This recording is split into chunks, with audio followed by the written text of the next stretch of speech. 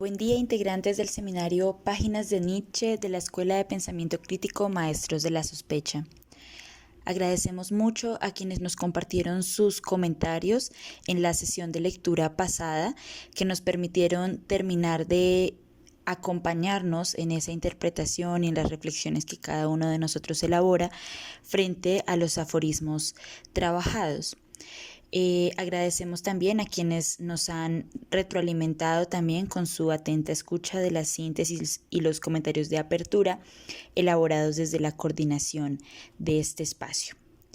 A continuación, me permito ofrecer el comentario de apertura de esta nueva sesión que tendremos de Más allá del bien y del mal de Nietzsche. Antes de comenzar a abordar el tema de esta semana, es importante que recojamos algunas de las preguntas que suscitó la lectura del apartado pasado para que desde allí podamos continuar la elaboración en este nuevo ciclo de lectura. Lo primero que debemos reconocer es esa exigencia en la lectura de aforismos, esa exigencia de interpretación propia y lo que implica esto en términos de la amplitud de posibilidades del lenguaje. Cada uno de ustedes realizó una lectura completamente diferente, partiendo también de sus propias preguntas, de sus propias experiencias. En ese sentido, este compartir de reflexiones entre nosotros pues resulta muy enriquecedor porque permite que entre todos compartamos y nos ayudemos también a mejorar las propias interpretaciones. La semana pasada la conversación partió de una pregunta que trajo Miguel Palacios y que retomaba de Nietzsche, y es: ¿qué ha contribuido más a la felicidad, si lo real o lo imaginario? En estos apartados de la semana pasada y en los comentarios que los participantes realizaron, veíamos que Nietzsche ponía sobre la mesa la pregunta por la relación también entre el conocimiento y la compasión, y especialmente entre el amor y el odio. Y se nos planteaba la pregunta de dónde puede provenir o cuál es el origen del amor y del odio, o de la estima y el odio, como lo plantea Nietzsche en algunos momentos. De aquí es posible partir de que el amor es, dice Nietzsche, en última instancia lo que amamos es nuestro deseo y no lo deseado. Es decir, que el objeto de amor estaría en nosotros mismos y que el otro es solo un espejo de ese propio amor. Según el psicoanálisis, el amor estaría localizado en aquello de lo que cada uno carece, es decir, en la falta propia. Nietzsche recoge también que el amor saca a la luz las propiedades elevadas y ocultas de un amante, dice sus cosas raras, sus cosas excepcionales, y que a partir de esto fácilmente engaña a propósito de lo que en realidad constituye la regla o la generalidad de esta persona o de este objeto amado. Aquí aparece entonces el efecto de la mentira, que habría que cuestionar si en realidad se trata de una mentira que viene del otro hacia nosotros o una mentira que parte precisamente de ese deseo de cada uno de ver en el otro las propiedades más elevadas. Pero en este caso la pregunta es ¿cuál sería el efecto de esa mentira? Y parece haber una clave en ese darse cuenta de que el deseo ya no está en quién o en qué solía estar, y se instala la desconfianza. Una forma de la mentira, el elogio, aparece como un impulsor precisamente del desamor. El elogio que elimina de alguna forma la controversia entre los amantes, que elimina el carácter innovador en un vínculo y que ofrece una satisfacción del deseo aparentemente completa y por tanto un fin del camino. El papel del elogio entonces implica siempre el elogio hacia sí mismo, hacia quien emite el elogio, hacia lo que se ve en el otro de uno mismo. Y por tanto esto nos permite hablar de la vanidad de los demás, que nos repugna a nosotros mismos y que repugna porque precisamente choca contra nuestra propia vanidad. Allí Nietzsche encuentra que hablar precisamente de sí mismo es una forma de ocultarse, un anticiparse ante la aparición de cosas que pudiesen revelar la falta o la insuficiencia propia. Y por tanto aparece allí ese otro término que él había puesto en la relación, que es este del odio, y manifiesta que no odiamos mientras nuestra estima aún es pequeña, sino cuando es igual o mayor a la que tenemos por nosotros mismos. En este sentido, esta relación amor y odio nos muestra también que los valores morales no estarían asignados a un destino, es decir, no hay valores naturales, no amamos o odiamos naturalmente y por tanto hay que desmitificar para poder repensar, rehuir de lo que Nietzsche llama una verdad absoluta. Esto nos permite precisamente introducirnos en una nueva sección de Más allá del bien y del mal, que es la sección quinta para la historia natural de la moral, que es la que trabajaremos en esta semana. Precisamente me gustaría partir para retomar las preguntas que Nietzsche plantea en esta nueva sección, un epígrafe de Así habló Zaratustra, específicamente del discurso de las cátedras de virtud. Abro comillas. Bienaventurado quien viva cerca de este sabio. Semejante dormir es contagioso, incluso a través de un espeso muro. En su cátedra mora un hechizo, no en vano se sientan los jóvenes ante este predicador de virtudes. Su sabiduría nos enseña a velar para dormir bien, y en verdad, si la vida careciese de sentido y tuviese yo que escoger un sinsentido, el suyo sería para mí el más digno de ser elegido. Ahora entiendo claramente lo que antaño se buscaba ante todo cuando se buscaban maestros de virtud. Se buscaba el buen dormir, y para ello virtudes que fuesen como adormideras. Para todos estos aclamados sabios de las cátedras, la sabiduría era dormir sin pesadillas. Nunca conocieron mejor sentido de la vida. Y aún quedan hoy algunos como este predicador de virtudes, y no siempre tan honestos, pero su tiempo ha pasado. Apenas están de pie y ya se tumban. Bienaventurados estos somnolientos, pues no tardarán en dormirse.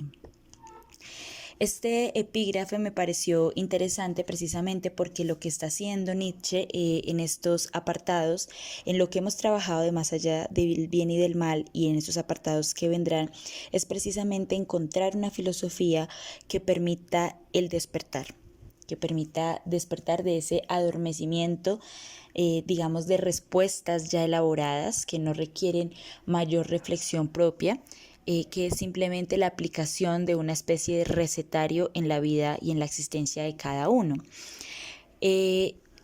También de los apartados anteriores podemos ver cómo Nietzsche ya ha enfatizado en que nuestro instinto más fuerte, el tirano que hay dentro de nosotros, se somete no solo a nuestra razón, sino que también somete nuestra conciencia.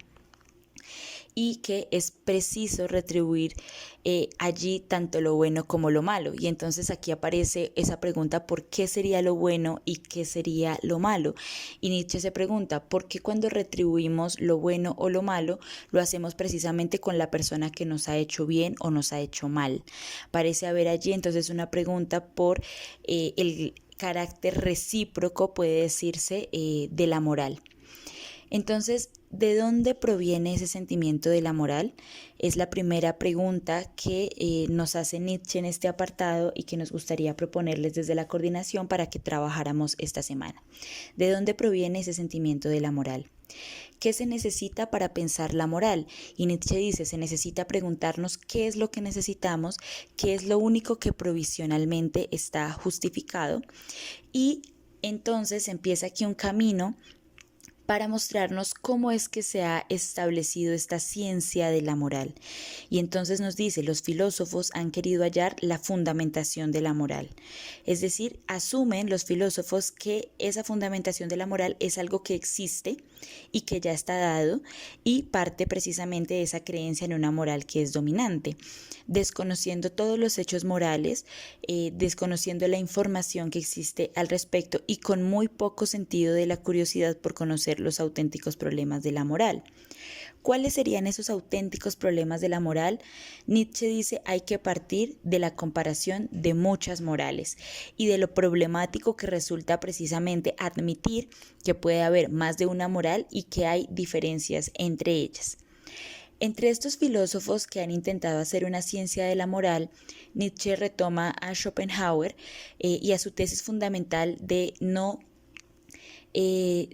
des a nadie, Antes bien, ayuda en todo lo que puedas, no hagas daño a nadie, antes bien ayuda en todo lo que puedas. Y parte también de Kant, y de ese dentro de nosotros hay un imperativo categórico. Estos dos pensadores, Schopenhauer y Kant, son un ejemplo de que hay morales que surgen, dice Nietzsche, para justificar a su autor, para tranquilizarlo, para ponerlo en paz consigo mismo, para esconderse, para vengarse o para olvidar. Y reflejan una ausencia de curiosidad, es decir, que las morales no serían más que una semiótica de los afectos. ¿Sí? Un intento por sistematizar y hacer signo los propios afectos de los autores o de los pensadores que intentan reflexionar sobre ellas. Entonces la pregunta sería, y esa es una pregunta para cada uno de nosotros, ¿para qué nos sirve o qué propósitos cumple nuestra moral en cada una de nuestras existencias? Si se tiene en cuenta que toda moral es una tiranía contra la naturaleza, nos dice Nietzsche en este apartado, podríamos preguntarnos qué significa que toda moral sea una tiranía contra la naturaleza y que lo esencial o lo inestimable de toda moral consiste precisamente en que es el resultado de una coacción prolongada.